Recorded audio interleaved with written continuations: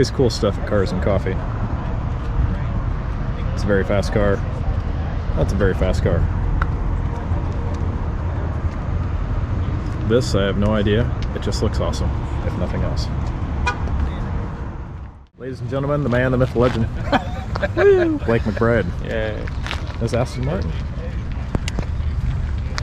Haven't shown off your new car yet, but this thing is sweet. Dude, I love the wheels in person. Those fit the car so well. Really good. I've got lowering springs on order. Did the wheels come with it? Or No. You bought those? I bought those. Yes. Those are DC forged. And the coolest thing, 55. it's a manual. Like, this is an awesome car, dude. Thank you.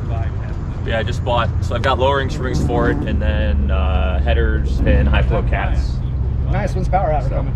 No, it's not, the motor's not great for it. Oh, thanks. It's not stock. No. It's pretty much as far away from stock as one could ever make one. Is that still an LS motor? It was never an LS. This was actually originally an LT1 This is an car. Okay. Yeah, because they started putting them in 98, right? Correct. Because I've got a. Yeah. I've got a. I think 97 in the Corvette and the 98 in the F body. Because I've got a 2000 WS6. Okay. It's got the LS in it. Yep. Yeah, I know, me too. Nothing you haven't touched. Yeah, very little on the car is how it came from the factory. What all have you got done to it? So you LS swapped it. LS swap, 85 millimeter turbo. Just changed the fuel system over to E85. That was about all the changes that it was, but did a whole like digital dash setup. That's cool. Man, it's clean So it took a too. while. Thank you. Yeah, it looks really, really clean. I bought myself. That's such a good spot for everything. It's good to see another LT1 body. I know. I got the silver one over here. Oh, is that the 2JZ swap one? Seems like everybody's heard of it. Yeah. No, that's me. actually, that's cool. It's different, and it made like 1,300 horse? Yeah, 1343. That's sick, man.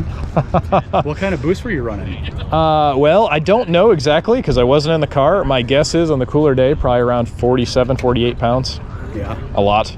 that is a lot. Yes. All of the boost. It's only running on 6 cylinders. Something's not right. Yeah, something's not right. Yeah. Someone pulled a couple plug wires on you. No, that's cool, man. Oh, thanks.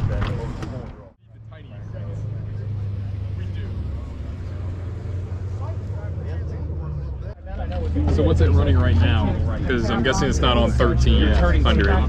Oh, so I've got I'll show you inside, but so I've got it labeled boost control. It's actually just presets. So this has different settings on the tune. So right down here, like I've got it on setting 3, I can move it to whatever I want. So there's 12 different presets. Each preset is built to make a little bit more boost on each one. So the 12 is all of it, basically, like 47, 48 pounds. Oh, wow. I think 1 is the lowest setting, and I think even on 1, I'm not sure, but I think it's over 800 just on 1. So. Alright, nice little turnout at Cars and Coffee. Following Blake back to his house.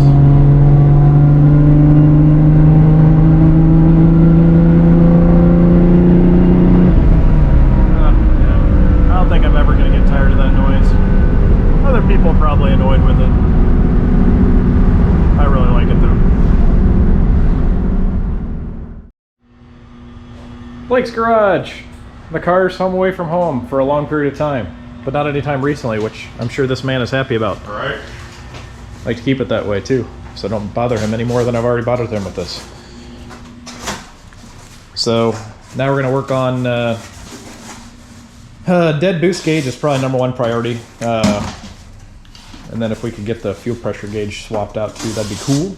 And then we got a sheet of aluminum here that's going to end up under the hood, so I don't have to worry about frying another ECU at any point in time, which that would be great, seeing as how they're not really cheap, and I don't really want to keep going through them. We have British cardboard.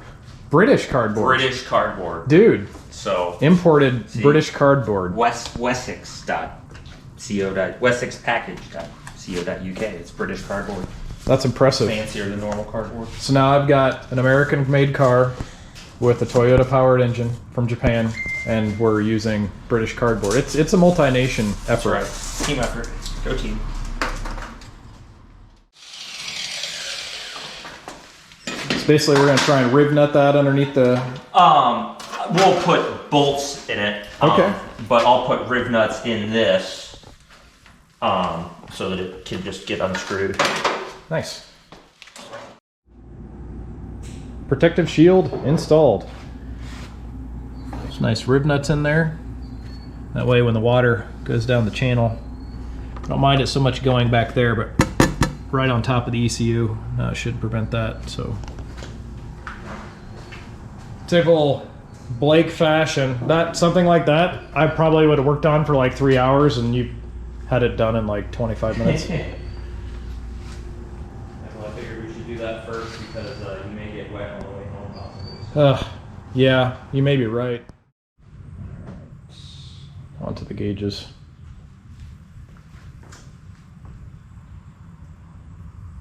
Of course, I did the bad friend move by ordering different styles, so they can't just plug into the existing one. So Blake's got to rip all this stuff out and rewire. Yep. The other side of why I did that was not to be a jerk, but I talked to Autometer, and they said that their fuel pressure gauge, first, it's not normal that would happen anyway, but they said possibly it could just be old and worn out and get a new one, which I could have got the same style there, or it could be the style that I had too. So I went with a different style, which unfortunately is what is going to equal Blake rewiring stuff. And then for the boost gauge, I think it's the sending unit, but it's a completely different type of gauge, going from Pro Sport back to Autometer. So Pro Sport's kind of junk. you did warn me that, in your defense. I owned Pro Sport. That's how I had a bunch of Pro Sport gauges, and like half of them failed. So Yeah. Well, mine didn't make it very long. it was always the sending unit, to your point, but it doesn't really matter what fails if it stops working. Correct.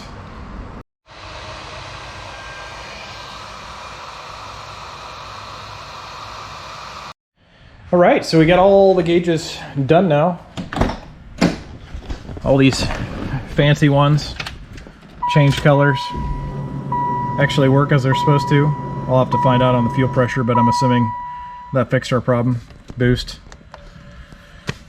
So I'll look at the directions, see how I can change color in there to make it fancy, but honestly, in the short period of time that we worked on it, and by we I mean Blake, because I didn't do much of anything except take up room, and well, I guess I turned a wrench once, but we got hopefully the water leak fixed, gauges fixed, and not too much time. So Blake, Yeah, not too bad. Luckily, the fuel pressure was another Autometer brand, so it had the same sender. Yes. So we didn't have to change the senders, which was nice. yeah, and it seemed like that part was working good. Just the gauge itself was sticking on the fuel pressure. So Yeah, it would be really weird for a transducer to stick voltage. Like, that's not a normal failure mode. right, So I would be shocked if that was the problem. So I'm sure it's just a stepper motor. Probably, like I said, my guess is the stepper motor was overrunning, or like something was bent or tweaked in the gears at max throw, and it was sticky, because it sounds like it's stuck at max throw, right? did. Like when it pegged, it's Yes. stuck. So that would be indicative of a stepper motor problem, not a sender problem. Okay. So. Well, that was the oldest gauge I've had in the car. I mean, I've had that one in there for forever and a half. So Well, honestly, Price a lot of gauges don't really love to spend a lot of time at max stepper throw anyway. Like, that's not shocking that it was had Okay. a problem. So, okay. Well, thank you, sir. I appreciate it. no problem. A few more things off the list. That's right. Like so many things in life, timing is so critical. So Blake put that shield under the hood to protect against water. And it's freaking raining. Yay, driving a high performance car in the rain on performance dry tires.